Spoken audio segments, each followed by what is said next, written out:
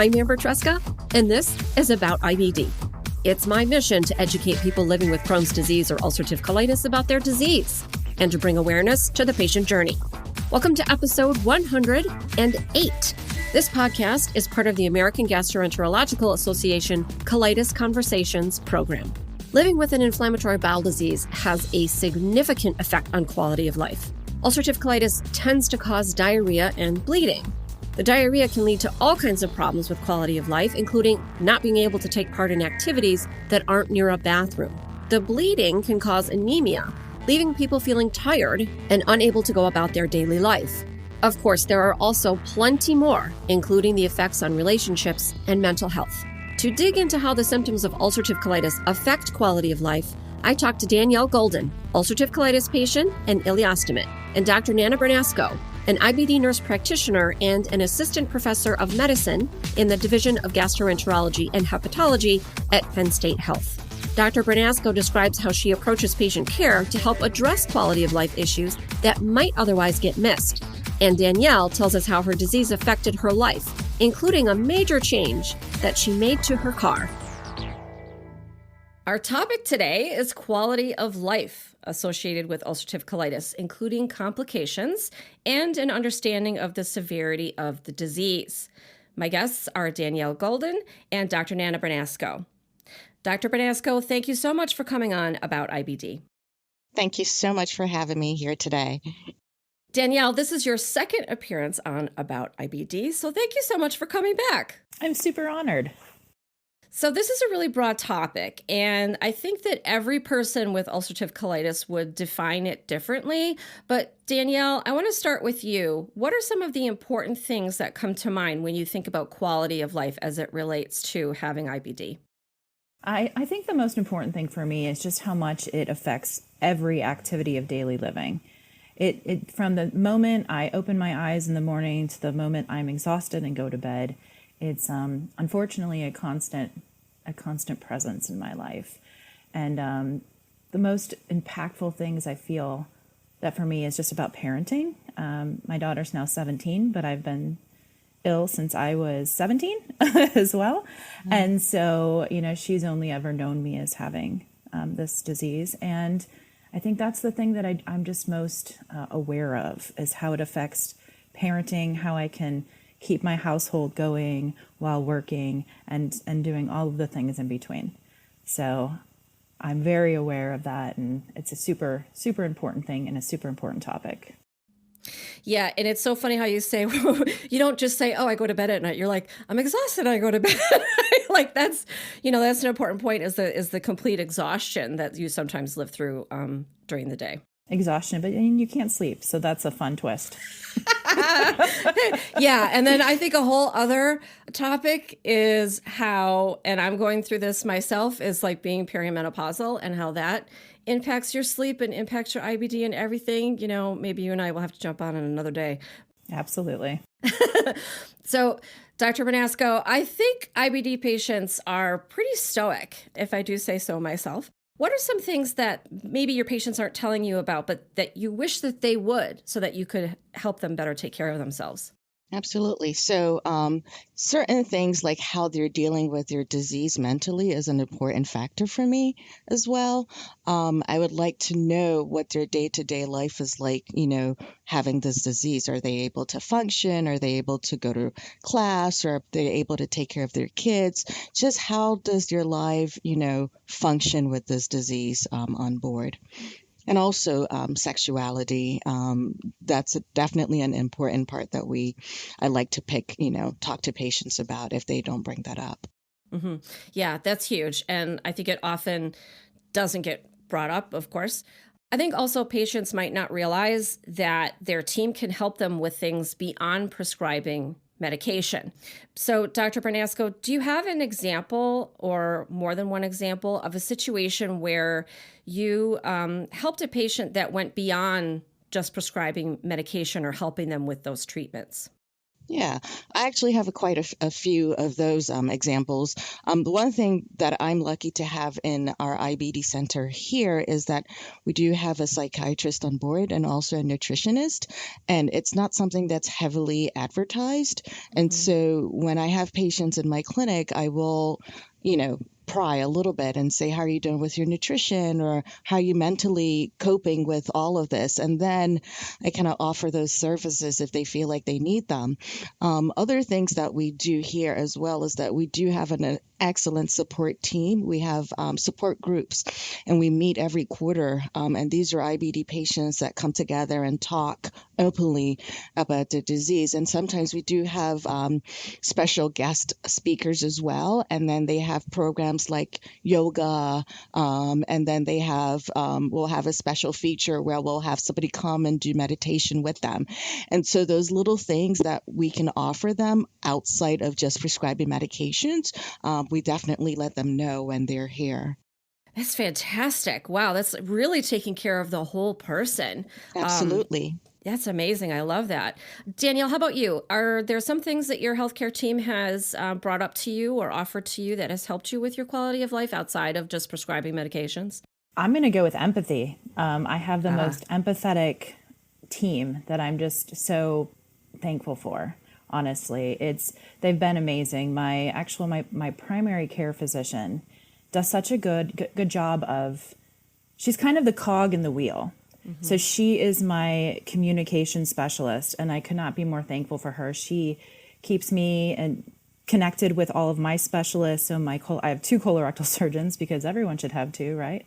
A GI, pelvic floor therapist, and some other of my specialists that unfortunately my IBD has affected I'm very medically complex, so it's affected me in other ways. And I'm so very thankful for all of their communication. To me, that's the most important thing, so I don't have to repeat myself. They already know everything when I see each of them individually, and that I'm very grateful for. Yeah, the repeating yourself. I mean, there's lots of cases where it happens and you understand it, like before you're having surgery and you have to repeat yourself to everyone that walks in the room. But it is really great when you can come into one of your doctor's appointments and they already know what went on at the last appointment you had last week or the week before or whatever, and you don't have to repeat yourself there. So that's a really great point, something that I think can really help with your quality of life as well and lower your stress levels. Yes, it's so refreshing to not have to keep repeating and just being, I feel like I'm so heard. I don't have to explain myself to each person. Even, when I have a new person come in, I feel like they're already very well versed on me, and that's so important.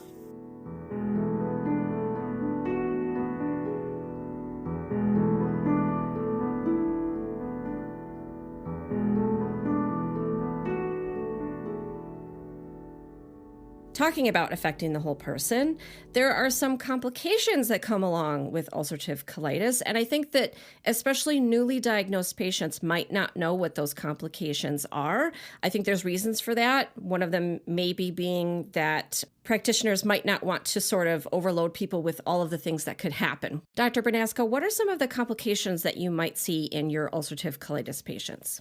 There are actually quite a number that we can talk about today, including weight loss. Weight loss is one of the few things that, will show up earlier on in the disease. And most of the times people avoid eating because when they eat, they have to move their bowels. And so for them, in order to sort of make it through their days, they decide not to eat. And so then they have this drastic weight loss.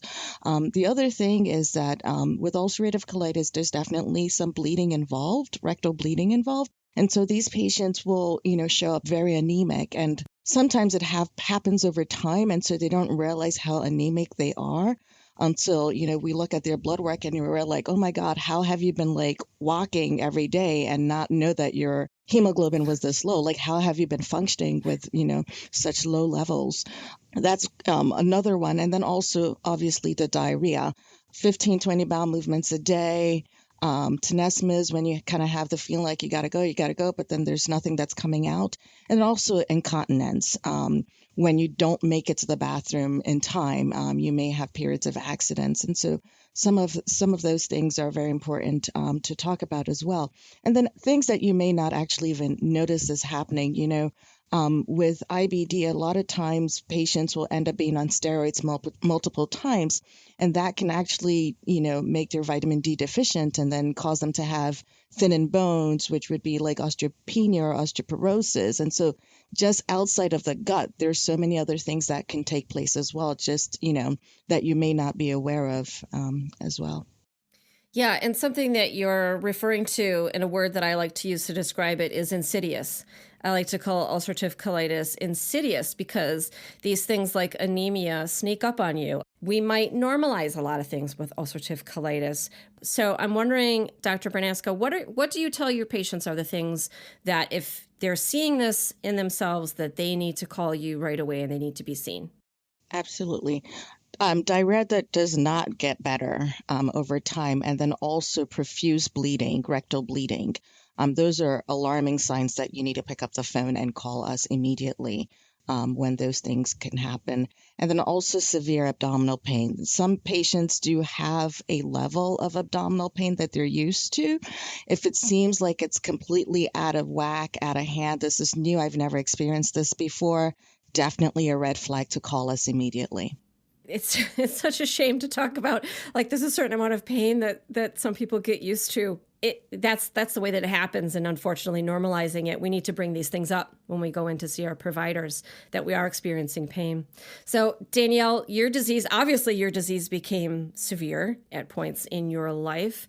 Did you recognize when that was happening? Or was there someone around you who said, hey, this is not right anymore and we need to get this dealt with?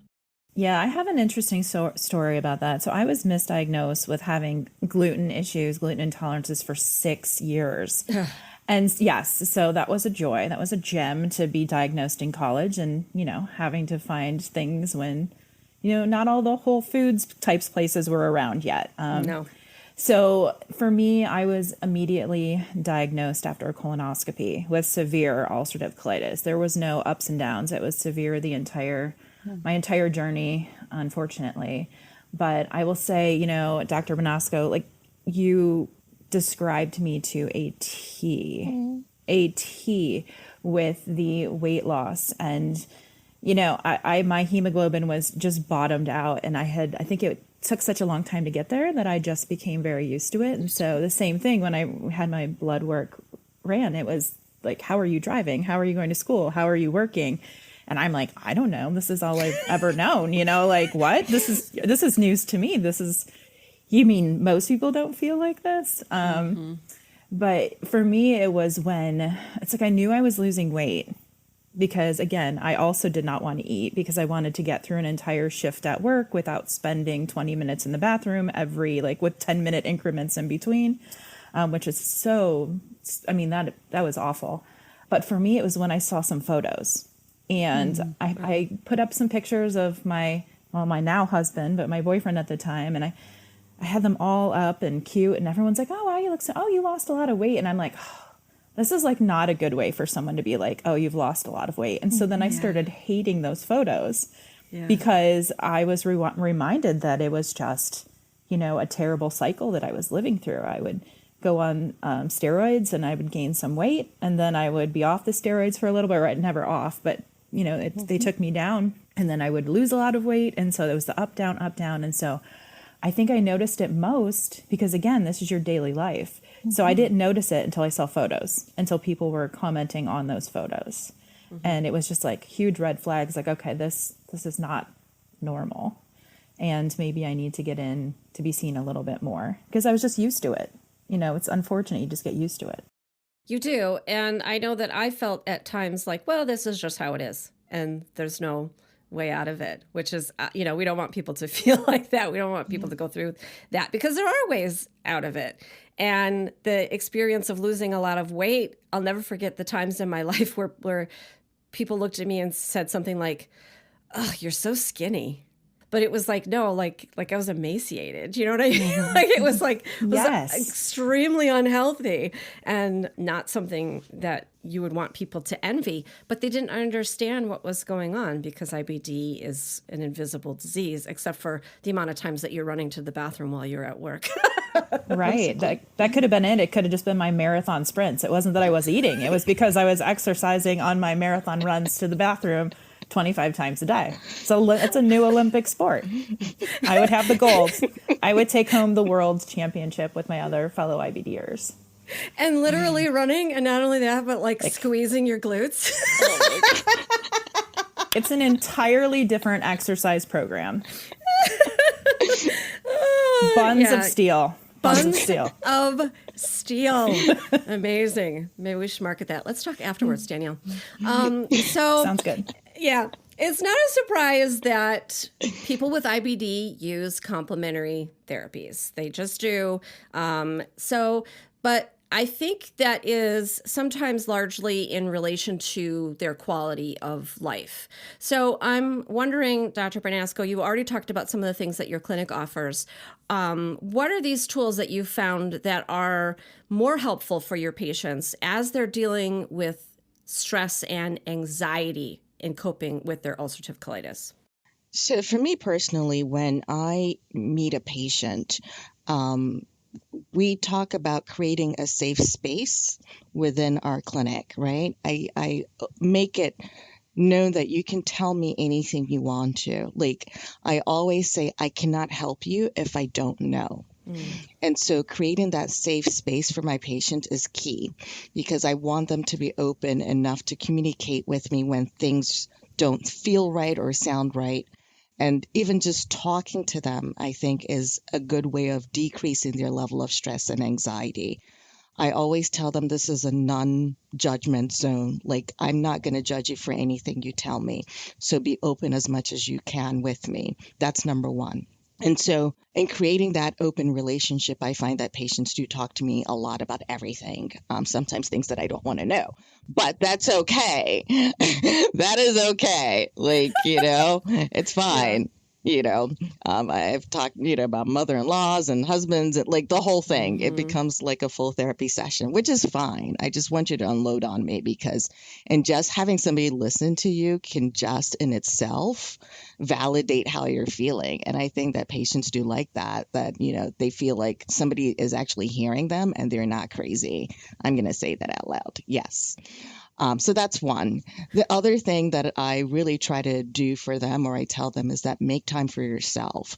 Even if it's like 5 minutes a day, just focus on you for a minute and just get back to Zen with yourself. You need that space for you, because there are people like Danielle who have children who have to go to school, and everything is moving at a really fast pace. And sometimes you forget about you.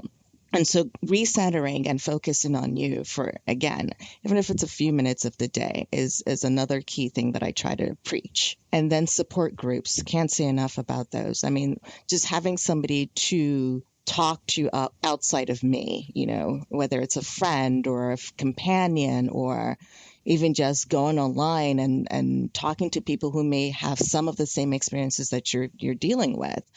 Those are all important ways of managing this. And then, like I said before, when it comes to more professional stuff, we do have a psychiatrist on board.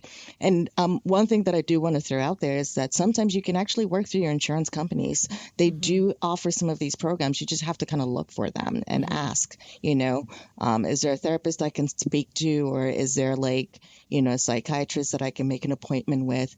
And even within your jobs, there are employee services that you can access. And so I try to kind of push patients that way to kind of utilize things that may be available to them that they're not aware of, and just to get back to Zen. I think that mind-gut axis is so important.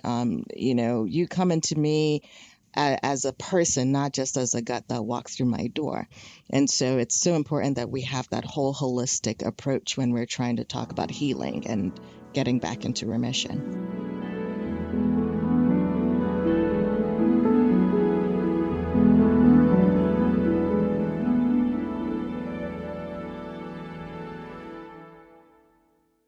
Danielle, we all experience low times with our disease, and you work as an activist. You have your partner, Joe Teeters, and you guys have formed Double Baggin, and you have a very hopeful and positive presence on, what you do on social media and the different events that you do around the country, and maybe not so much during COVID, but hopefully you all can get back to that. But I'm sure you've experienced low times. Would you mind describing a time that you've had more difficulty with your quality of life, and then how you sort of dealt with that and got out of it? Absolutely. So one of my favorite things to do in life is to travel and to see family and friends. And I think that I was okay coping with my ulcerative colitis diagnosis up until I realized that traveling during the holiday season or during the winter season in Ohio down State Route 71 is never a good time when you have raging diarrhea. So, putting that out there. Spinning some truths. Let's talk about it. Yeah. Poop fountains. Okay. So for me, that was one of the biggest challenges, because being in a car with someone, which sounds like so weird, right? When you have IBD, like you have zero control or very little control. Mm-hmm. And so for me, it was either I would drive myself places or my husband, maybe my parents. I would never go in another car with anyone else. I would drive by myself. I would rent a separate car, whatever it took, just for peace of mind. Mm-hmm. And when I started getting extremely ill and none of my meds were unfortunately working as well as they should be or at all, I decided that I had to take matters into my own hands. And so Amber already knows, I actually had a toilet installed in my vehicle. And that was one, I know, that's crazy. That's true. Bought a car, took out a seat, put a very fancy camping toilet in there. But it gave me such a peace of mind. And, it was not used very frequently. But when I had to. And it was good to not have to hold that in or be terrified and white knuckling it down, a major highway. And so for me, that was a huge, huge turning stone. Like turning point, I had to take as much control as I could. And so for me, that was huge, because traveling and seeing people and experiencing life is the most important thing. I didn't want to miss out. I missed out on so many events and so many milestones in my family that I was the only one that wasn't there. And as much as people try to understand, it's still hard to be the person that always has to cancel plans. And so I think that was such a monumental moment when I realized, like, I can be creative and do something about this, because there's not many things that I can control. So I did what I could, and hence the car toilet. Yeah, the car toilet. The poopmobile. The poopmobile, as it's very affectionately called, the poopmobile. So do you think that you actually had to stop to use the bathroom less often because you had that available to you? I think so. My husband was like, wow, this is amazing, because I would count the miles in between. Like, I know every route of any place I've ever been. I knew where the good bathrooms were. Yeah. Like, sometimes you want quality over quantity, and sometimes you want quantity over quality, and sometimes it's just a tree. Whatever that may be, I definitely just having the nerves of going, like, passing one rest stop. It's like, oh my gosh, there's not another one for 45 miles. Yeah. That stress would it was like a snowball going down a mountain, right? Mm-hmm. So, and then oftentimes, like, we'd pull off on the side of the road, and once I got to, like, that safe spot, I didn't have to go. It was fine. Yeah. Yeah. But having that cute little toilet with the little curtains and a little magazine rack, I'm not going to lie, it's good times. Imagine that, everyone. Put it in, because that's what happened. But it was a peace of mind, and that peace of mind helps, calm my nerves, and calming my nerves helped me not have as many bathroom stops. And it was just, it was good. Mm-hmm. Yeah, I understand that. Yeah. Driving in the car was probably one of the worst. That and waiting to board a plane, I think were the two worst times. By the way, Danielle, what year was this that you installed that toilet? Do you remember? Let me think back. This had to have been around 2001. Okay. Because I had to think, my daughter was born in 2004, and she was born into the life of thinking that every car had a toilet in it. No jokes. The greatest thing. And she was, here's a fun story. She was really confused then when, like, she'd get in my parents' car, and she's like, where's the potty? And my parents were like, no. Like, she thought that they were just, like, not up to speed. Like, what's wrong with you? And then we had like a ceremonious thing to get rid of it after my ostomy surgery. And she was also very confused and sad. I think she felt it was like, she's an only child. Perhaps that was her pal in the back seat. It's interesting because Danielle, your story and Amber, your stories are pretty much similar. Like, this is what I hear from my patients all the time. It's like, I know every bathroom on my way to your office, and we try to change that narrative over time when we get to work together. That's a beautiful thing.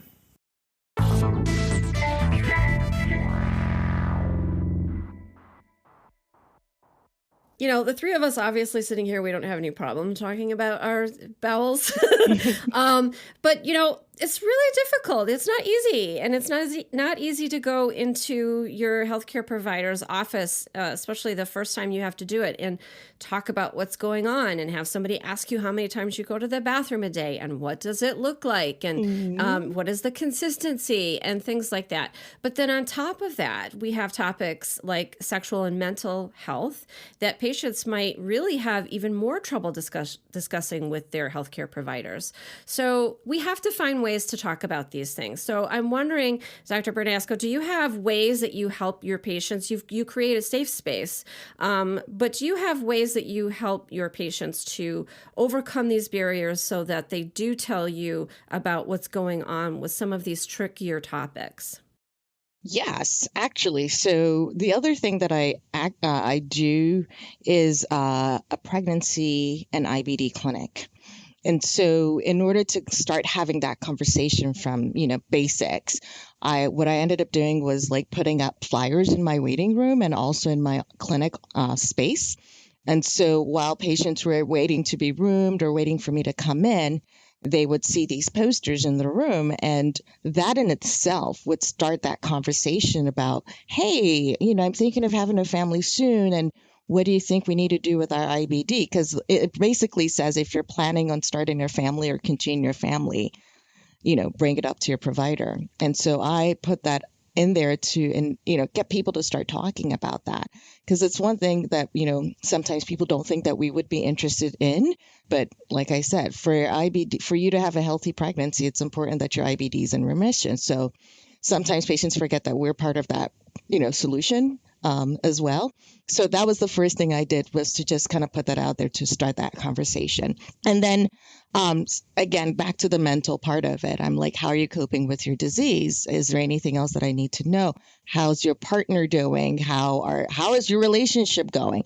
I get all in there. I want to know who you're dating, all that fun stuff. Like, let's talk about it. And then, once you kind of get used to me and being all nosy and all up in your life, there are things that sometimes I don't even ask you about, and you just start telling me about it, And it's all about creating that safe space and, getting people to open up a little bit. I try not to be so up there. Like, I want you to think that you're coming to see somebody who's here on your team to help you out versus, oh, I'm the doctor, you can't tell me anything kind of scenario. And so people think I'm crazy. I laugh so much. I give hugs. I celebrate when people get in remission. And it's kind of a journey for both of us. Because, if I get in remission, you're not calling me as much, and I know your life is good. So, just again, opening that safe space and having that conversation from the get-go. I think is one of the things that I've been successful in doing with my patients. They like to talk. I like to listen. Let's get it together, I love that. I love that. And it's really innovative too. Just something as simple as putting up a flyer. It's really interesting. I love that idea. It's a really innovative approach that I haven't heard before. So that's fantastic. I feel the same way. I think like I'm sitting in the waiting room, and I used to have a notepad back in the pioneer days. And now I have my phone and I'm writing questions. But it's like, if I see that, I'm like, oh, I'm going to add that to my little list of questions. That's beautiful. It's wonderful. Because we're usually so in the mode of just like, we got to get in there. We got to, make sure all of our questions were met. Like, you think you have to be quick so you get it all in. But it's like you forget all the really important things that are part of your daily lives, because you're just so focused on, the basics of IBD, that you forget that it affects every single thing around you. Yeah. And bringing up those difficult topics, I remember the times when I had to do it. And that, for instance, like you're recovering from surgery and nobody told me. It's funny because when I left the hospital after having a baby, I was given very specific instructions on everything that you could do and everything that you weren't supposed to do. But then after surgery, it was a little bit like, I don't know what's going on here. And I remember going into my surgeon's office and like literally asking him very pointed questions so that I could get those answers because I needed to move on with my life. What did you do, Danielle, when you had to ask those questions about the more difficult or personal or intimate topics? So for me, the misdiagnosis for a long time was really stifling, I guess you can say. So once I received the proper diagnosis, I think I was just an open book, that I had an answer, and I had, a team that was willing to listen to me, and I recognized that. So I know I'm kind of the minority on this because I think I'm very blunt, and I am really out there. And like I said, I want to fix everything as soon as I can or work on that. So for me, it was just getting right down to it. As soon as I walked in, I had my list of questions again on my notebook, and nowadays on the iPhone, and just getting right in there. I'm definitely not a very shy person, as you may have guessed.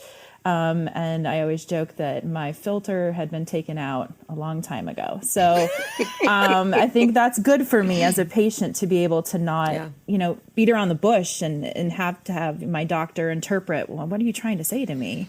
I'm like right out there, like, let's get to it.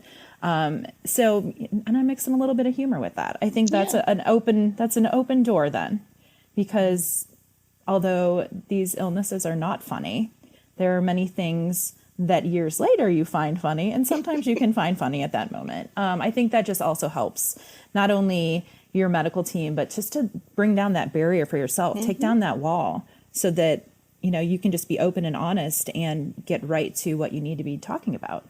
Yeah, I think that's right. Dr. Bernasko, I just want to ask you if you have any advice for patients on how, if they don't have a provider that's all up in and asking them who they're dating and how they're doing like you do, how can they start those conversations and better advocate for themselves? So when it comes to being an IBD warrior, that's what I call my patients. They're all warriors, right? One thing that I do empower them to do is to be open communicators. Like, I always tell my patients, I cannot fix what I don't know. I cannot read your mind. And when I come into clinic, I have my own agenda. I do write notes for things I need to accomplish. But I also ask that question, is there anything else that we need to talk about today that you came in with? I think it also falls back on the provider to, again, create that safe space and ask questions of the patient, not just come in with our own agenda. So that's one. But I always tell my patients, tell me the truth, be as open as possible. You can cry in here, you can cuss in my building. So long as you're not cussing on me, I'm okay. This is your space. But I want you to be as open as possible. We're here to be vulnerable. I'm here to help you, and I can't if I don't know what the issue is. And I always tell them, I don't read minds. It's not one of the skills that I have. So always empower patients, again, through education and just giving them a voice. I always like to hear them, and I let them know that their feelings are very much appreciated and also respected. And again, talk to me. I can't fix what I don't know. Mm-hmm. If only we could read minds. Boy, that would be a blessing and a curse, wouldn't it? Totally. I feel like nobody wants to read my mind. I'm just going to put that out there. Yeah, I'm not sure that I would either want that responsibility or have someone else to have that responsibility. It would make things easier at times, though. Danielle, so for our newly diagnosed patients, do you have any advice on navigating those first couple of years?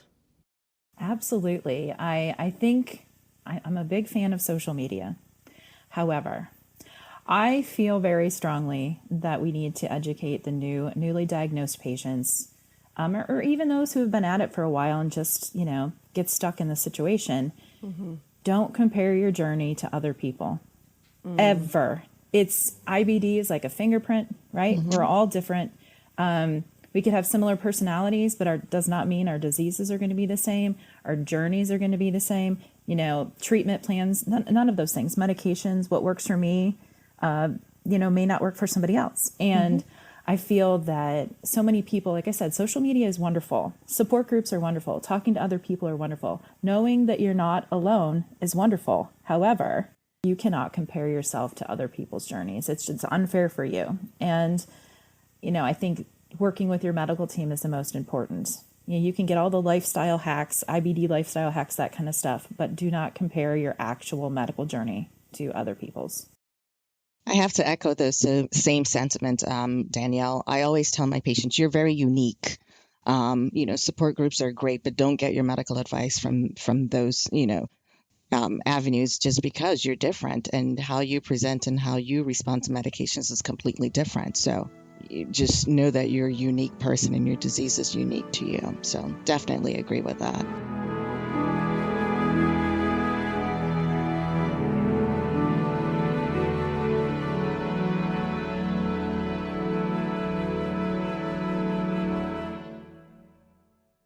I'm going to go with you first, Dr. Bernasko, because I told you that I didn't give you the question beforehand, and I don't want you to feel stressed about it.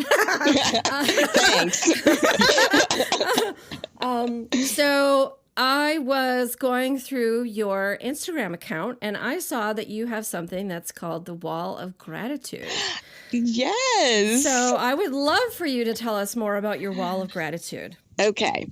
I know we're talking, but I do have a wall of gratitude in my office, and it's all the thank you cards, or most of the thank you cards that I was able to keep with me throughout my career that would fit on this wall. And I think that sometimes patients, forget that we as providers are also human beings, and we have emotions, and, we go through life too. And so on my tough days and days that I feel like I'm completely beaten down, whether it's struggling with a difficult patient or I'm just really overwhelmed with, life in general, I come to my wall of gratitude. And these are, again, thank you cards from patients from my career that have taken time to send me a card to say thank you for helping them throughout their journey. So it's from, thank you for getting me into remission to go see my family in a different country. Thank you for helping me to take a trip to go adopt my son. It's everything from just even teaching me how to manage my disease. And so I keep that on my wall, again, just to keep me from, keep me going and helping other people, because I know that what I do is very important to the people that I do it for. And it just makes them better at life and get things done that they weren't possibly, thought they could have done in the future. So that's my wall of gratitude. I'm not crying. You're crying. All right. Oh, thank you so much. Thank you for sharing that on Instagram, and thank you for sharing it with us just now. I hope that you share more of those high points, more of those highlights. I think that they're really important, and important for us as patients to see too, that people do well, and that they do well enough that they thank their team for it. So that's fantastic. That's awesome. I may have to take a little bit of that back to Joe with double Baggin, because that's a brilliant idea. And we've received some correspondence that we just hold very dear to our hearts. And I think that's a beautiful way to put it out there and to remind yourself. That's awesome. Thank you. Danielle. Yes. Because we know each other and we're friends, I know that you have embarrassing stories about your life with ulcerative colitis. You're not shy about telling them. I'm curious to know if you have any that I haven't heard yet, though.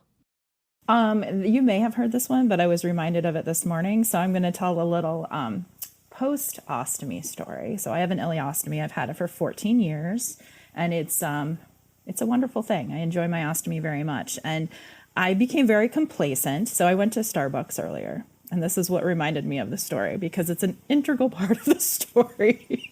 In my first 10 years, I'm very fortunate. I have a wonderful little stoma, and I have very few issues, if any, honestly. I'm extremely fortunate.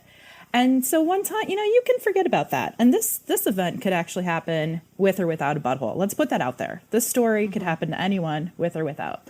So I just happened to be without and with an ostomy. And so one day I was enjoying a little me time. Dr. Bernasko said, you got to have your me time, right? Mental health is good. So I decided that I was going to go to the Columbus Zoo by myself. without husband or child, with Love no it. friends involved. So excited. I had just, here's another part of the story. I just started a new medication for a different illness that I deal with. And I was unaware of some of the side effects. Throw that in with the bucket size iced latte and some leggings. You know, it's like going into fall. Had my hoodie, my little backpack, which one would think that you would carry essentials in. You would think that incorrectly. You would absolutely think that incorrectly. And so there I was, enjoying my me time next to the polar bears and the brown bears. Nice. Enjoying them. And when I felt a strange little sensation, a little warmth and then a little cold. And I was like, what might that be? What might that be, Danielle? So I head over to the bathroom confidently, like, that can't be anything. I just spilled a little coffee. Oh, it could be something. It could be something. I had, like, the blowout of all blowouts in my ostomy. Like, that never happens. Hence me not carrying supplies, which kids, if you're listening at home, whether you have a butthole or not, take extra underwear. Absolutely. Bring extra toilet paper. If you have an ostomy, bring extra supplies. You just put it in a little Ziploc. It's not difficult. Just like, like a diaper bag for a baby, but you can put it in a Ziploc. What's wrong with you, Danielle? And so I furiously start digging through my little Adidas backpack thinking maybe by some miracle, there's some kind of thing in here. There was not. There was not some chapstick. And so here's the fun part. You thought you were normal. I don't know what you thought you were having a normal day. I don't even know what to think. And then I'm like, oh my gosh, I just started this medication. This is probably, we're talking like, not just like I ate too many almonds, thick poop. I'm going to get gross here. I'm going to listen, we're going to have it out.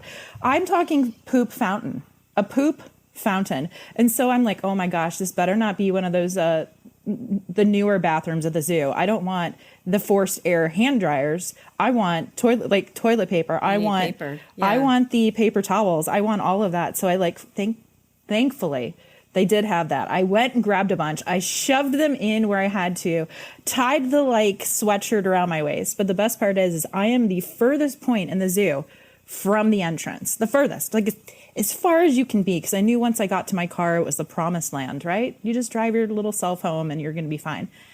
I am the furthest point, and then it is during the week, and so there are a lot of moms with strollers.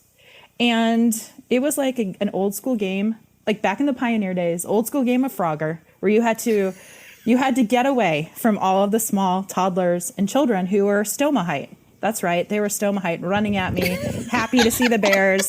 And I literally put my hand on somebody's child's head because that would have been he wasn't looking. That would have been a mess. I'm not going to say what I really think it would, but it would have been a storm. A storm. Let's just call it that. And so anyways, I had learned my lesson that day as I had been. It was very similar, right? Like when you have to go with IBD before an ostomy, when you're doing that marathon sprint with your butt cheeks put together. I was doing the sprint, holding on to my belly, realizing, Danielle, you're going to go make 5,000 emergency ostomy kits to place everywhere that you go. I wanted to give one to each of my friends, put them in my car, put them in every backpack, every purse. I was thinking ahead. And I've done many posts about this on Double Baggin It because everyone needs a little emergency kit. Anyways, it was not funny at the time. It was super funny once I got to my car, but it really was a game of Frogger with strollers. And now I still have I have a little bit of zoo PTSD sometimes, which is in a funny way. Not that PTSD is funny, but I get there and I see a lot of strollers and I'm like, oh, thankfully I just changed my bag this morning. We're good. I have all of my supplies, but it was a learning experience. But it was also very funny because it was just everything that could go wrong went wrong. And then you top it off with the bucket size of the iced latte. That's never a good idea for anyone. Anyone. Wherever you may poop, whatever area of the body you poop out, that is not a good idea. You need to plan ahead and maybe just get the smaller one. Anyways, that's my story, and it's all about learning, so people, be prepared. Sometimes we have to learn things the hard way in order to never do them again. Be prepared. Danielle, Dr. Bernasko, thank you so much for coming on About IBD and sharing all of your wisdom. Some of it very hard one, and the tips that you have for helping people deal with the complications of ulcerative colitis and living a better quality of life. I really appreciate your time. Thank you so much. Thank you. It's been very fun.